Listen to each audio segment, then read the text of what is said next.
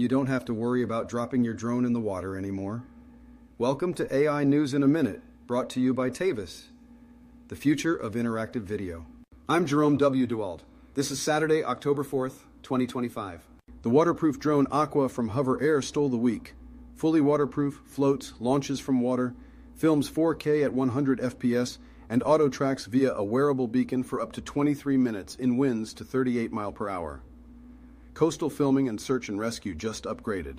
Robots in action. A Waymo robo-taxi made an illegal U-turn and left police with no driver to ticket, a legal gray zone forcing lawmakers to act.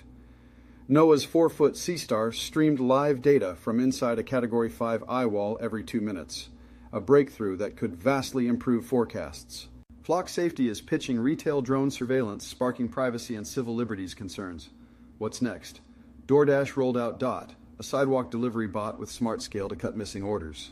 Meta is pivoting to robotics software to license dexterous manipulation to hardware makers, and an Australian spider-like robot claims it can 3D print a house in under a day. Industry notes: Zoox is mapping Washington, D.C.